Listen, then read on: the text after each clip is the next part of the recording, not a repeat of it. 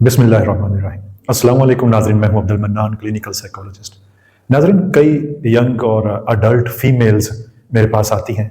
अक्सर की शादी भी हो चुकी होती है। ये फीमेल एक अजीब सी कंफ्यूजन फील करती हैं। उनको लगता है कि उनका इमोशनल और फिजिकल पुल फीमेल्स की तरफ जा रहा है, यानी वो सेम जेंडर अट्रैक्शन का शिकार होती हैं।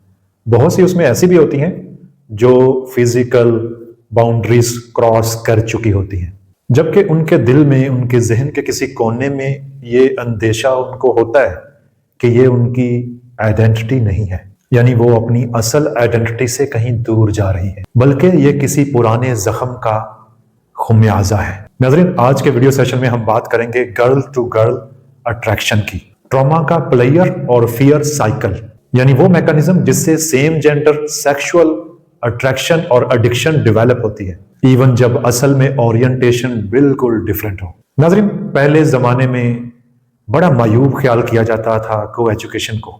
आपने अक्सर सुना होगा, देखा भी होगा कि बहुत ही ज्यादा अजीब, इवन मैं अपनी मिसाल दूं तो मैं को एजुकेशन में पढ़ता था, यूनिवर्सिटी के दिन थे, और जिस किसी को ये पता चलता था वो बड़ा इस तरह की नजर से देखता था कि जैसे हम कोई करैक्टरलेस हैं। एक जमाना था कि वालिदैन अपने बच्चों को को एजुकेशन मखलूत तालीमी अदारों में भेजने से खौफजदा होते थे कि कहीं ये चक्कर बक्कर में पड़ जाएगा, कहीं ये सेक्सुअल बाउंड्रीज को क्रॉस ना कर दे।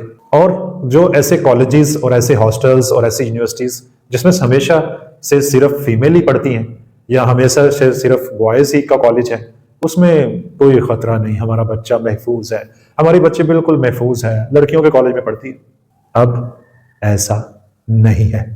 नाज़रीन, इसकी मुख्तलिफ वजूहात हैं। मैं कोशिश करूंगा कि यूट्यूब पॉलिसी को वायलेट ना करूं और दबे लफ्जों में आपको पूरी बात भी समझा सकूं। सबसे पहले बात करेंगे चाइल्डहुड वॉन्ट्स और इम्प्रिंटिंग की, और ये इम्प्रिंटिंग इमोशनल इम्प्रिंटिंग है। नाज़रीन, साइकोलॉजी ये कहती है कि हमारा जो नर्वस सिस्टम का पहला इम्प्रिंट होता है वो रिलेशनशिप होता ही नहीं है, बल्कि वो सेफ्टी या थ्रेट होता है।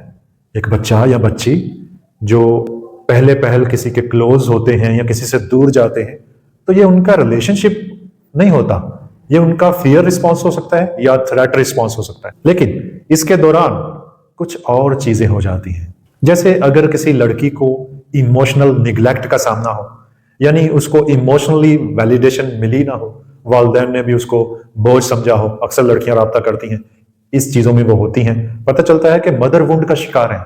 जो माँ है वो इमोशनली अवेलेबल ही नहीं रही अपनी बेटी के लिए। पता चलता है कि घर में बहुत ज्यादा क्लैश थे। पता चलता है कुछ केसेस में कि उन घरानों में लड़कों को अफजल और अच्छा समझा जाता था और इनको हमेशा यही सुनाई की जाती थी कि जैसे कि आप लड़कियां हो, आप ऐसे हो, क्यों पैदा हो गई, ताने और इस तरह की चीजें। मैं इस डिटेल में जाना नहीं चाहता वरना बहुत कुछ खुलेगा। नाज़रीन, बहुत सी लड़कियों को जेंडर आइडेंटिटी को कंफ्यूज करने वाले कमेंट्स भी मिलते रहते हैं। तुम लड़कों जैसे बैठती हो, तुम्हें तमीज ही नहीं है, ये क्या हुलिया बना रखा है।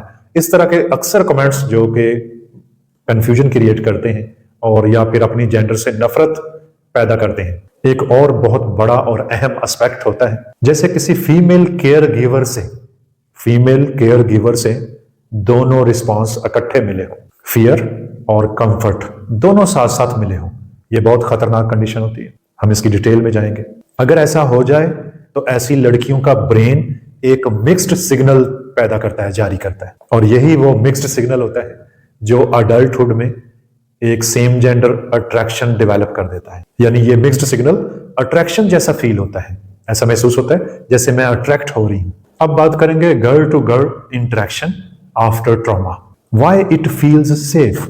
अक्सर लड़कियां बचपन में कुछ ऐसा देख लेती हैं जिससे वो मर्दों से खाइफ और खौफजदा हो जाती हैं, या अक्सर बचपन में उनको सेक्सुअली इस तरह का एनवायरनमेंट मिलता है कि वो कुछ और चीजों को कंफर्ट जोन बना लेती हैं।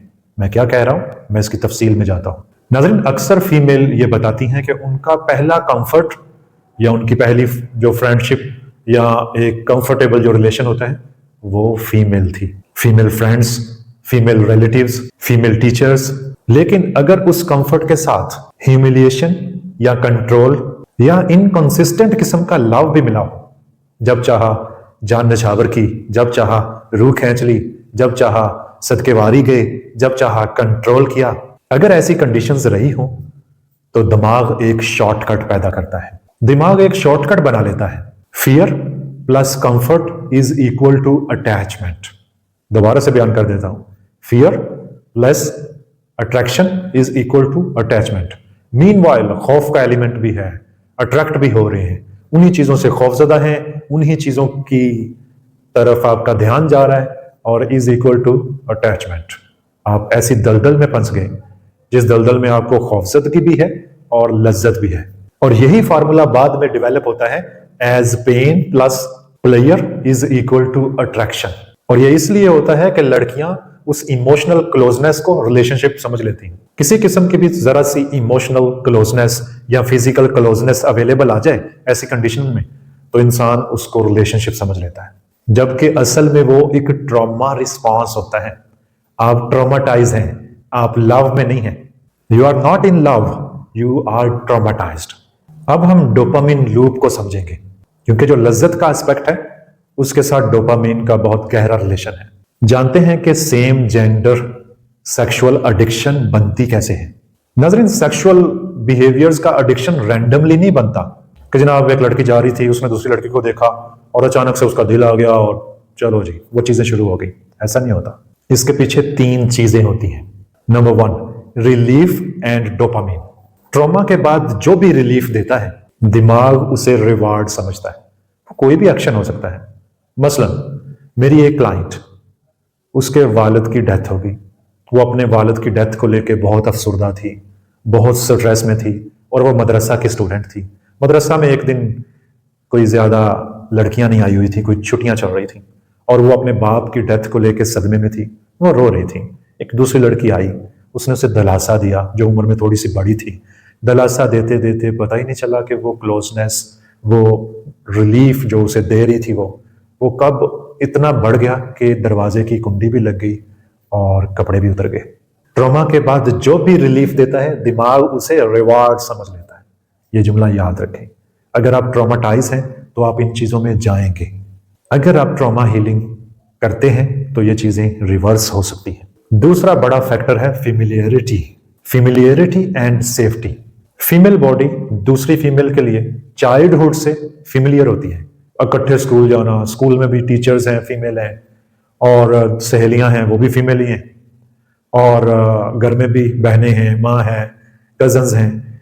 फीमेल दूसरी फीमेल बॉडी से फिमिलियर होती हैं, और इसीलिए तो माशरा खतरा नहीं समझता। माशरा कहता है कि हमारी बेटी है, लड़कियों में खेल रही है, कोई बात नहीं, खेल ले। हमारी बेटी की सहेली आई है, कोई बात नहीं, रूम में बैठी है, गपशप कर रही है, कोई बात नहीं। अच्छा, रूम को लॉक कर लिया है, कोई बात नहीं, वो सहेलियां है ना, उसको उससे खतरा कोई नहीं है, वो लड़की है, क्या कर लेगी वो। नाजरीन, इसलिए थ्रेट लो लगता है। एक फीमेल को दूसरी फीमेल से थ्रेट लो लगता है। तीसरा फैक्टर इसमें होता है escape and compulsion. Stress, loneliness, guilt, shame, इन चीजों से एस्केप लेने के लिए, फरार अख्तियार करने के लिए ज़हन एक खेल रचता है। यानी ब्रेन वही बिहेवियर रिपीट करता है जिसकी वजह से डोपामिन रिवार्ड मिल रहा होता है। और याद रखें, ये एडिक्शन का फाउंडेशन होता है, ओरिएंटेशन का नहीं। मेरी बहुत सी क्लाइंट्स ऐसी हैं जो इन चीजों में पड़ी। एक बड़ी बहना है, उसने अपने हस्बैंड से डिवोर्स ले ली क्योंकि वो गांव की एक और लड़की के साथ बहुत ज्यादा क्लोज, ओपनली, और उस पर बड़ा ऑब्जेक्शन करते हैं घर वाले। जहां जाते हैं उसको बताते हैं सबको कि हमारी बेटी ये है, इस तरह है, और उसको लान तान भी करते हैं। बेटी ऐसे कैसे बनी, किसी ने इस पे नोटिस नहीं किया। छोटी बेटी है, वो भी इन राहों में है, वो सेक्सुअल बिहेवियर जो है अनयूजुअल उनमें पड़ गई है। वजह क्या है?